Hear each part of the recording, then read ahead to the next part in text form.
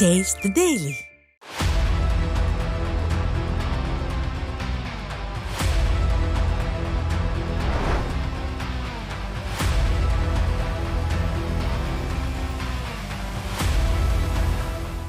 News சேனலுக்கு வணக்கம். சொல்லேடு நிகழ்ச்சிக்கு உங்களை வரவேற்கின்றோம். இன்றைய சிறப்பு விருந்தினர் வழக்கறிஞர் கவிதா அவர்கள். வணக்கம் மேடம். வணக்கம் சார். மேடம், இப்போது இந்த திமுக ஆட்சியிலே எல்லா துறையும் ஒரு கேள்விக்குறியாக இருக்கக்கூடிய சூழ்நிலையில் பெண்களுக்கு பாதுகாப்பு என்பது மிகப்பெரிய கேள்விக்குறியாக இருக்குது. முக்கியமாக பார்த்தீங்கன்னா அண்ணா பல்கலைக்கழகம், அரக்கோணம் பெண்களுக்கான பிரச்சனை, திருவண்ணாமலை பிரச்சனை போன்ற விஷயங்களில் அடுத்தது கோவை அந்த மாணவியோட பிரச்சனையும் பெரிய அளவில் இருந்திருக்குது. ஆனால் திமுக வாய் மூடி மௌனியாக இருக்கிறது இல்லையா? இதை பற்றி எப்படி பார்க்குறீங்க? ஆக்சுவலாக அந்த கோவை சம்பவம் மிகுந்த வருத்தத்துக்குரியது. எந்த பெண்ணுக்கும் நேரிடாத விஷயம் நடந்திருக்கிறது. கூட்டு பாலியல் வன்கொடுமை நடந்திருக்கிறது. இது மிகுந்த வருத்தத்துக்குரிய விஷயம். பெண்களுக்கு பாதுகாப்புன்றது தமிழ்நாட்டில் சுத்தமாக ஜீரோ லெவல் ஆயிடுச்சு.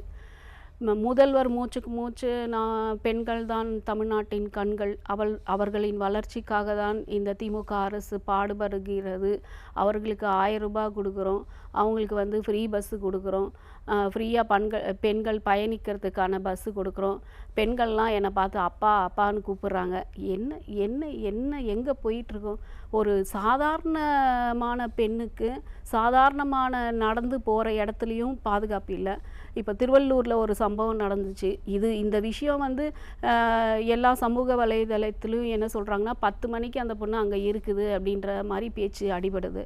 ஆனால் திருவள்ளூரில் ஒரு பள்ளி மாணவி அவள் டே டைமில் நடந்து போயிட்டுருக்கா. அவளை வன்கொடுமை செஞ்சுருக்காங்க. அதுவும் அண்ணா பல்கலைக்கழகத்தில் 8:30 மணிக்கு நண்பருடன் பேசி கொண்டிருக்கும்போது வன்கொடுமை நடந்தது. இந்த பெண் அதுவும் ஒரு கோயம்புத்தூர் போன்ற ஒரு சிட்டியில் ஒரு ஆள் நடமாட்டம் இருக்கிற இடத்துல தான் ஏர்போர்ட்டுக்கு பின்னாடின்னு சொல்கிறாங்க. ஏர்போர்ட்னா 24/7 ஆள் நடமாட்டம் இருக்கும். அதுக்கு பின்னாடி ஆண் நண்பருடன் பேசிக்கொண்டு இருக்கிறார். ஆனால் அங்கே 3 பேர் கொண்ட நபர்கள் குடித்து விட்டு இவர்களை அந்த கார் கண்ணாடியை தாக்கி, அந்த ஆண் நண்பரை தாக்கி அந்த பெண்ணை இழுத்து சென்று பாலியல் வன்கொடுமை செஞ்சுருக்காங்க. இப்போ அந்த இடத்துல போலீஸ் 11 மணிக்கு வருது. 11 மணிலேருந்து அந்த பெண்ணை 4 மணிக்கு தான் அங்கே எல்லாம் சர்ச் பண்ணி கண்டுபிடிக்கிறாங்க. அப்போ அவ்வளவு தாமதம் எதற்கு? அங்கே ஆள் நடமாட்டம் இல்லைன்னு சொல்கிறீங்க, அந்த இடமே ஃபுல்லாக ஓப்பனாக இருக்குது அப்படின்றீங்க. தேடுறதுக்கு ஏன் அவ்வளவு நேரம் ஆகுது? 100 போலீஸை போட்டிருக்கோம் அப்படின்னு சொல்கிறீங்க. எதுக்கு தேடுறதுக்கு அவ்வளவு நேரம்? உடனடியாக காலில் சுட்டு அவர்களை பிடித்தோம் 3 பேரையும். ஒருத்தன் 20 வயசு, ஒருத்தன் 21 வயசு, இன்னொருத்தன் 30 வயசு. குடிபோதை. அங்கே அன்லைசன்ஸ்டு பார் நடக்குது. அன்லைசன்ஸ்டு பார் நடக்கும்போது அந்த ஜூரிஸ்டிக்ஷனில் இருக்கிற போலீஸ் ஸ்டேஷன் ஏன் அதை கண்காணிக்கலை? இங்கே அன்லைசன்ஸ் நீங்கள் சொன்னால் கூட அவங்க என்ன சொல்கிறாங்க, விரைவாக நாங்கள் குற்றவாளியை பிடித்திருக்கிறோம், அது சுட்டு பிடித்திருக்கிறோம், நாங்கள் தாமதமே பண்ணலன்றாங்களே. அதான் சார், எல்லாம் நடந்து முடிஞ்சதுக்கு அப்புறம் நாங்கள் ஓடி போனோம், பிடிச்சிட்டோம், நாங்கள் காப்பாற்றிட்டோம். என்ன இது? நடப்பதற்கு முன்னால் நீங்கள் என்ன செய்து கொண்டிருந்தீர்கள்? அதுதான் காவல்துறை. எப்பயுமே இந்த சினிமாலெல்லாம் வரும் பாருங்க, லாஸ்ட் சீனில் ஹீரோ திருடனை பிடிச்சதுக்கப்புறம் போலீஸ் என்டர் ஆகி பிடிக்கிற மாதிரி. இது என்ன இது? போராட்டங்கள் வெடிக்கும்னு தெரியும். அப்பா என்ன பண்ணிகிட்ருக்கிறாரு? அப்பா அப்பா என்று பெண்கள் என்னை அழைக்கும் போது எனக்கு மனம் கலங்குகிறது அப்படின்றாரே முதல்வர். இவர் என்ன பண்ணிட்டு இருக்கிறாரு? பெண்களுக்கான பாதுகாப்பு எங்கே இருக்குது? லா அண்ட் ஆர்டர் சரியில்லை, லா அண்ட் ஆர்டர் சரியில்லைன்னு நாங்கள் சத்தம் போட்டு சொல்லி, பெண்களானவர்கள் சத்தம் போட்டு சொல்லிட்டு தான் இருக்கோம். அதுக்கான நடவடிக்கைகள் என்ன எடுத்திருக்கீங்க? 10 மணிக்கு ஏன் 10 மணிக்கு ஒரு ஆண் நண்பருடன் காரில் உட்கார்ந்து பேசுவது ஒரு குற்றமா? ஒரு பெண் குற்றமா? காந்திஜி என்ன சொல்லியிருக்காரு? ஒரு பெண் 12 மணிக்கு அனைத்து நகைகளும் அணிந்து சுதந்திரமாக நடந்து செல்லும் போது தான் நிஜமான சுதந்திரம் நம் தாய்நாட்டுக்கு இந்தியாவுக்கு கிடைத்திருக்கிறது என்று சொன்னார். ஆனால் இப்போ என்ன நடக்குது? டே டைமில் வந்து ஒரு ஒரு 1 பவுன் 1 சவரன் செயின் போட்டு போனாலே பாதுகாப்பு இல்லை. இது மாதிரி நிலைமையில தான் தமிழ்நாடு இருக்குது. அப்படி இருக்கும்போது முதல்வர் எப்படி வந்து ஜஸ்டிஃபை பண்ண போகிறாரு? அண்ணா பல்கலைக்கழகம் விஷயம் வந்து அந்த காயம் ஆறுறதுக்குள்ளேயே இன்னொரு இன்சிடெண்ட் நடக்குது. திருவண்ணாமலையில் ஒரு இன்சிடெண்ட் நடக்குது. என்ன நடக்குது? போலீஸ் துறை யார் கையில் இருக்குது? முதல்வர் கையில் தானே இருக்குது. அதுக்கப்புறம் வந்து கண் துடைப்பில் உடனடியாக நாங்கள் பிடிச்சிட்டோம், என்கவுண்டர் செஞ்சு சுட்டு கொல்ல வேண்டியதானே அவங்கள. இதெல்லாம் வந்து மனிதர்களே இல்லை, மிருகங்கள். அந்த இடத்துல அன்லைசன்ஸ்டு பார் எப்படி வந்துச்சு? அதை வந்து ஏன் போலீஸ் கண்காணிக்கல? இல்லை, இன்னொரு விஷயம் பார்த்தீங்கன்னா எல்லாருமே சொல்கிற விஷயம்னா, இப்போ வந்து புரட்சியாளர்கள்னு திடீர்னு வந்து சில பேர்லாம் கிளம்பியிருப்பாங்க அண்ணா திராவிட முன்னேற்ற கட்சியில். இப்போ பார்த்தீங்கன்னா கனிமொழி வந்து மெழுகுவர்த்தி ஏந்தி போராட்டம் பண்ணுவாங்க, நடிகர்கள்லாம் பல்வேறு கருத்துக்களை வந்து தெரிவிப்பாங்க, எல்லாம் வந்து எதிர்ப்பு தெரிவிக்கக்கூடிய சூழ்நிலை. யாருமே இதற்கு வந்து எதிர்ப்பு தெரிவிக்கவில்லை. திமுகவினர் வந்து மெழுகுவர்த்தி போராட்டம் போன்ற விஷயங்கள் நடத்தவில்லை. எல்லா நடிகர்களும் எல்லாம் வந்து புரட்சியாளர் சொல்லிக்கூட நடிகர்லாம் சும்மா இருந்திருக்காங்க. பல பத்திரிகையாளர் மௌனமாகவே இருந்திருக்காங்க குற்றச்சாட்டு இருக்கா மேடம்? அதாங்க, எங்கேயோ மணிப்பூரில் நடந்த இன்சிடெண்ட்டுக்கு பொங்கி எழுந்து இங்கே வந்து மெழுகுவத்தி ஏந்தி நமது அக்கா கனிமொழி அவர்கள் தெருவாக சுற்றி வந்தார்.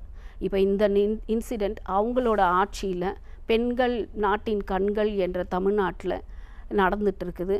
இதுக்கு ஒரு கண்டனத்தையாவது தெரிவித்தாங்களா அவங்க? அதுதான் நான் கேள்வி கேட்குறேன். அவங்க ஆட்சியிலேயே பெண்களை இழிவாக பேசினவங்க அவங்கள ஒரு 3 மாதம் தள்ளி வச்சுட்டு திரும்பவும் அவங்க கட்சிக்குள்ளே கொண்டு வந்து பொறுப்புக்களை கொடுத்துருக்காங்க. இதெல்லாம் என்ன? மக்களை ஏமாற்றுவது தான் இந்த அரசாங்கம் செஞ்சு கொண்டு இருக்கிறது. போலீஸ் துறை முதலமைச்சர் கையில் தான் இருக்குது. அது சரியாக செயல்படவில்லை. இப்படி போயிட்டு இருந்தால் எங்கே தான் பெண்களுக்கு பாதுகாப்பு இருக்குது? பெண்கள் எப்படி தான் சுதந்திரமாக நம்ம செயல்பட முடியும்? ஒரு பக்கம் பார்த்திங்களா, கிரிக்கெட் வேர்ல்டு கப் எடுத்துகிட்டு பெண்கள் வந்துக்கிட்டு இருக்காங்க, விண்வெளிக்கு போயிட்டுருக்குறாங்க. டாக்டர்ஸாக, நல்ல ஐடி ப்ரொஃபஷ்னல்ஸாக, நல்ல டீச்சர்ஸாக, எல்லா துறையிலுமே பெண்கள் வந்து முன்னோடியாக இருக்கிறார்கள். ஆனால் இந்த காலகட்டத்தில் ஒரு பெண் வந்து 10 மணிக்கு வந்து ஒரு ஆண் நண்பரோட பேசுகிறது தப்புன்றது நீங்கள் சொன்னீங்கன்னா எப்படி வந்து வாழ்க்கையில் எப்படி அந்த பெண் வந்து அடுத்த கட்டத்துக்கு போக முடியும்?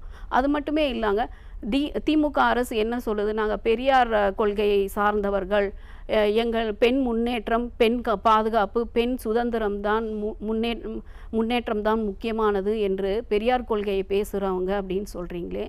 பெரியார் என்ன சொல்லியிருக்காங்க? எந்த பெண்ணுக்குமே ஒரு கட்டமைப்புக்குள்ள அவளை அடைக்கக்கூடாது, பெண்ணுக்கு வந்து கண்டிப்பாக வந்து சுதந்திரம் கொடுக்கணும், எந்த சம்பிரதாயங்களும் சடங்குகளும் கல்யாணத்திலும் சரி மற்ற விஷயங்களும் சரி அவள் பின்பற்ற தேவையில்லை என்று பெரியார் கொள்கையை பேசினீர்களே.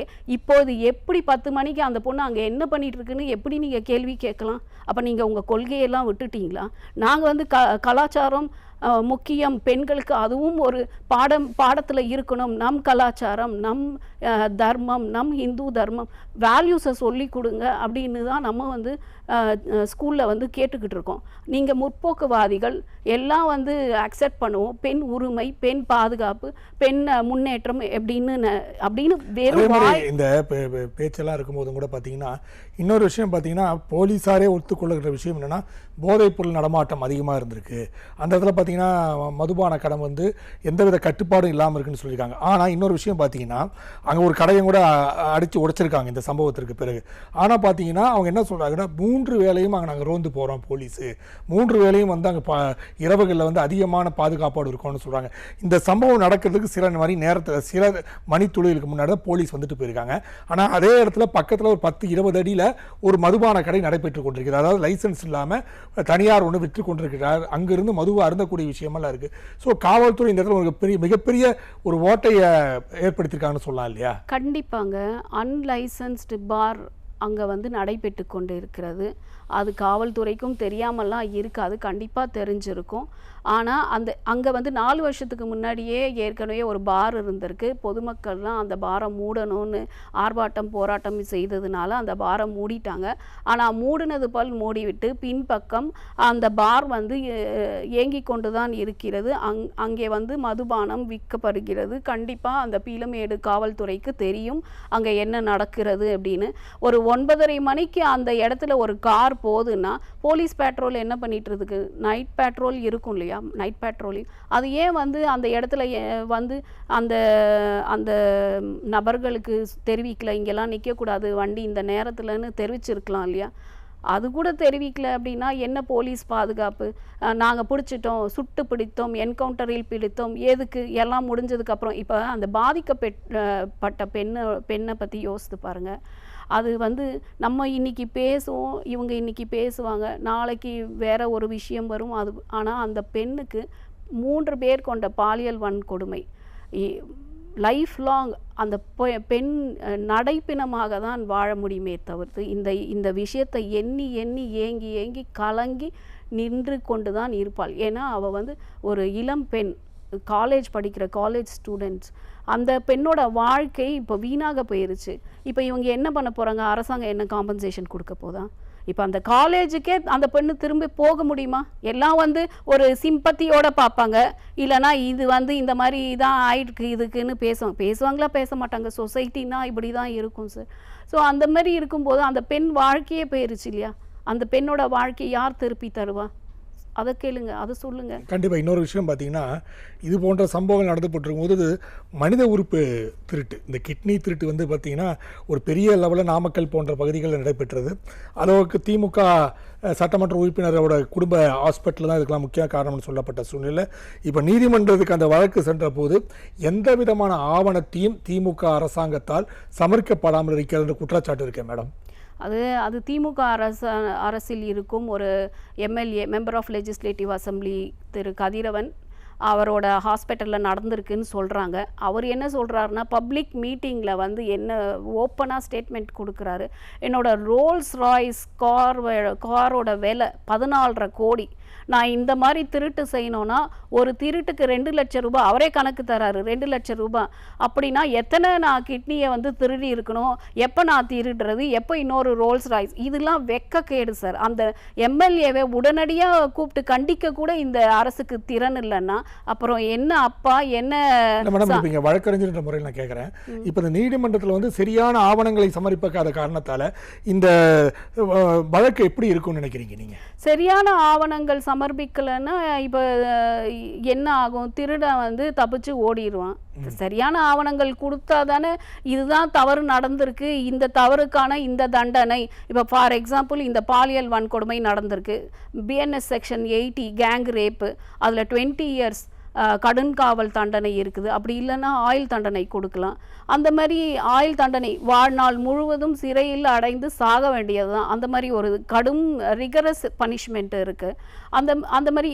அந்த மாதிரி ப்ளஸ் ஃபைன் இருக்கும். அந்த மாதிரி தண்டனைகள் பெறணும் அப்படின்னா சரியான ஆவணங்களை சமர்ப்பிச்சா தானே தர முடியும். அப்படி சரியான ஆவணங்களை கொடுக்கலன்னா எப்படி வந்து இதுதான் குற்றம் நடந்திருக்கு, இதுதான் செஞ்சுருக்கு, அதுதாங்க எவிடன்சஸை கலைச்சிடுவாங்க.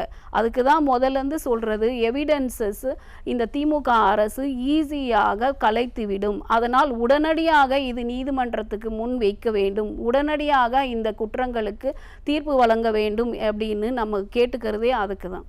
அதே மாதிரி இந்த மருத்துவ மாணவர்களோட பிரச்சனை, அதாவது வெளிநாடுகளுக்கு வந்து மருத்துவ மாணவர்கள் வந்து பல அங்கே பயிற்சி பெற்று வருகிறார்கள். ஆனால் இங்கே தமிழகத்தில் அங்கீகாரம் கிடைத்தால் மட்டும்தான் அவர்கள் வந்து அந்த ட்ரீட்மெண்ட்டோ இல்லை பயிற்சிக்கோ செய்ய முடியும். ஆனால் அதற்கான செயல்பாடில் இவர் வந்து மிகப்பெரிய தடங்களை ஏற்படுத்தி திமுகன்னு மாணவர்கள் குற்றச்சாட்டு வைக்கிறாங்களே மேடம். ஆமாம் சார். இப்போது உங்களுக்கு ஞாபகம் இருக்குதுன்னா, இந்த உக்ரைன் போர் ஸ்டார்ட் ஆகிறதுக்கு முன்னாடி நிறைய மாணவர்கள் உக்ரைனில் எம்பிபிஎஸ் படிச்சுட்டு இருந்தாங்க.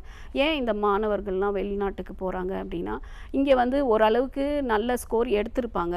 ஆனால் ஃபீ ஸ்ட்ரக்சர் பார்த்திங்கன்னா ரொம்ப ஹை. எல்லாராலையும் அந்த ஃபீ ஸ்ட்ரக்சரை அஃபோர்ட் பண்ண முடியாது. ரொம்ப ஹைனா ஒரு டீம்டு யூனிவர்சிட்டியில் ஒரு மெடிசன் சீட்டு நீட் ஸ்கோர் எடுத்ததுக்கப்புறமும் ஒரு மெடிக்கல் சீட்டு வாங்கி படிக்கணும்னா அதுக்கு கிட்டத்தட்ட 1 கோடி ரூபாய் செலவாயிரும். எல்லாராலையும் அது முடியாது. அதே ஃபாரின் யூனிவர்சிட்டி ஜார்ஜியா இல்லைன்னா இதுக்கு முன்னாடி ரஷ்யா ஈவன் மலேசியா அந்த மாதிரி சில இடங்களுக்கு, பிலிப்பீன்ஸ் இந்த மாதிரி இடங்களுக்கு போனால் அவங்களுக்கு வந்து ஃபீ வந்து ரொம்ப கம்மியாக இருக்கும். ஒரு 25 லட்சம் ரூபாய்க்குள்ளேயே வந்து ஃபுல் மெடிக்கல் கோர்ஸை கம்ப்ளீட் பண்ணிடலாம். ஆனால் இந்த ஃபாரின் யூனிவர்சிட்டிஸில் போய் படித்தாங்கன்னா பசங்க அவங்க திரும்பி இந்தியாவுக்கு வந்தால் இந்தியாவில் வந்து they have to do internship. அந்த மருத்துவத்துக்கான அந்த ப்ராக்டிக்கலாக போயிட்டு ஹாஸ்பிட்டலில் அந்த மருத்துவர் வந்து அந்த மருத்துவ சேவையை மக்களுக்கு செய்யணும். அந்த இன்டர்ன்ஷிப் எடுக்கணும். Plus all India medical council வந்து ரிகக்னைஸ் பண்ணணும் இவங்களை. அதுக்கு ஒரு எக்ஸாம் எழுதணும். All India medical council exam எழுதணும். இது ரெண்டும் பண்ணுறதுக்கு தமிழ்நாட்டில் இந்த ஃபாரினில் போய் மெடிசன் படிச்சுட்டு வரவங்க ரொம்ப சிரமத்துக்கு ஆளாகிறாங்க. அது மட்டுமே இல்லாமல் இதுக்கு முன்னாடிலாம் 4-5 மாதத்துக்குள்ளேயே வந்து இன்டர்ன்ஷிப்பு வந்துடும். ப்ளஸ் அந்த ஆல் இண்டியா மெடிக்கல் கவுன்சில் போர்டோட எக்ஸாம் எழுதுகிறதுக்கு ஈஸியாகவே இருந்தது. ஆனால் இந்த திமுக அரசு என்ன பண்ணுதுன்னா இப்போலாம் 23, 24, 25 இந்த ஆண்டுகளில் அங்கே வெளிநாட்டில் மெடிசன் படிச்சுட்டு வந்தவங்களுக்கு இங்கே வந்து ஆல் இண்டியா மெடிக்கல் எக்ஸாம் எழுதணுமோ இல்லைனா இன்டர்ன்ஷிப் எடுக்கணுமோ இது ரெண்டுத்துக்கானவும் 1.5 வருஷம் வந்து டைம் எடுக்குது. அது வந்து அவங்கள ஆல்ரெடி 5 இயர்ஸ் வெளிநாட்டில் படிக்கணும். அதை முடிச்சுட்டு இங்கே வந்துட்டு அதுக்கப்புறம் ஒரு 6 மந்த்ஸ் இன்டர்ன்ஷிப்பு இல்லைனா 1 இயர் இன்டர்ன்ஷிப் எடுக்கணும். அதுக்கப்புறம் மெடிக்கல் எக்ஸாம் அதுக்குள்ளே கிளியர் பண்ணணும்னா எவ்வளவு நேர காலதாமதம் ஆகிட்டு இருக்குது பாருங்கள். இதுக்கு மாணவர்கள் மிகுந்த வேதனை, மன உளைச்சல் அடைஞ்சிட்டு இருக்கிறாங்க. கண்டிப்பாக மேடம், உங்கள் நேரத்தை ஒதுக்கி எங்களை பேட்டியது மிக்க மகிழ்ச்சி. நன்றி மேடம். நன்றி. நேர்களை மீண்டும் அடுத்த சொல்லியடி நிகழ்ச்சியில் சந்திப்போம். அதுவரை நன்றி, வணக்கம்.